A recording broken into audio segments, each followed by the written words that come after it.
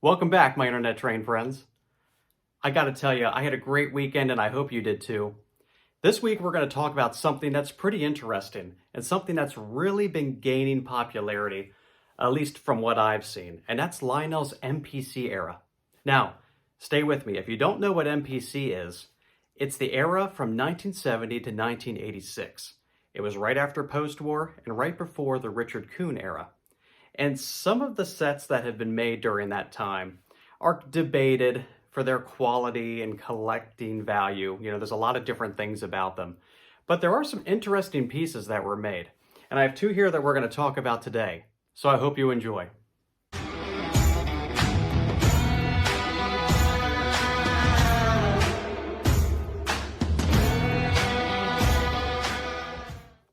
So I went back to the train store today.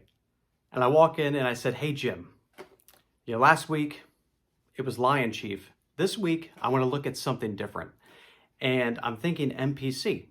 Can you help me out? Because I don't own anything MPC in my collection." So he says, "Chris, I know exactly what we should start with." And he points to two sets that he had. One was the Southern Crescent and one was the Chicago and Alton. And I got so lucky because not only did he have the engines, but he also had passenger car sets for each of them.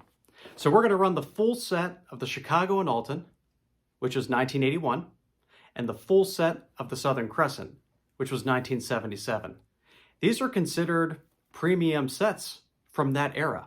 So it's really neat to kind of compare what was a premium set from the MPC era to what you see today, or what you saw from pre and post-war eras, and to see the differences between each. I think that's one of the things that keeps this hobby so interesting are the differences in the eras of collecting. And there are nuances and things that are very unique to each. That's what keeps my interest going. I'm sure that's what keeps your interest going. I have seen so many people that are collecting MPC, and that's what really inspired me to look at it. I've been in a number of groups or looking at the forums, and everyone's running it. And I said, what is it about this era? And I think there's a lot of great things. The engines and the rolling stock are unique, and the prices are really great. You can get some of these sets for a steal, and I think that's what allows a lot of us to expand our collections is, finding trains that have value and don't break the bank. And that's MPC.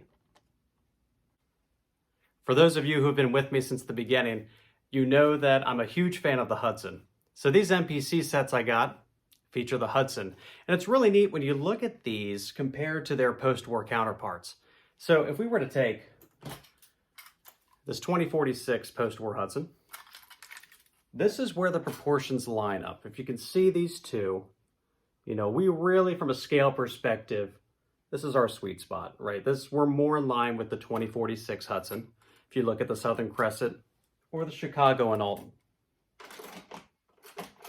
Proportionally, there was another engine released in the MPC era that was more in line with the 773. But if you take the 1950 773 and you put it next to one of these, you'll see that they are, they're quite different. Make sure I don't scratch this thing up. But the tenders on each one are different. Let's take a look at those for a second.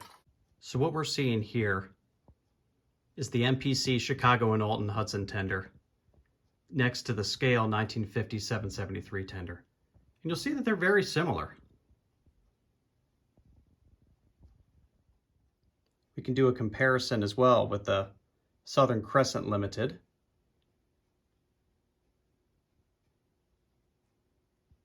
And the post-war version. And you'll see that they also are very similar. The post-war has the bar end trucks, which is typical. You'll see that the trucks are molded plastic on the MPC. So I got one of the passenger cars out of the box. You'll see that they are very small in proportion, compared to modern scale. If I were to grab, here's one of my scale daylight passenger cars. So this is more in line with, like my 027 Polar Express set that I run around the Christmas tree. But again, these are a great match for the engine. So I'll get the rest of these on the track. I'll do the same for the Chicago and Alton. And I hope all the lights work, because I really want to make sure that the lights are all lit up for this video. We'll see. As with any new or used item that you get, make sure that you're giving it a drink before it runs. Otherwise, you don't want to run into problems. I just want these things to go when I get them on the layout. All right, so I'm here at the controls. We're gonna get these engines moving out.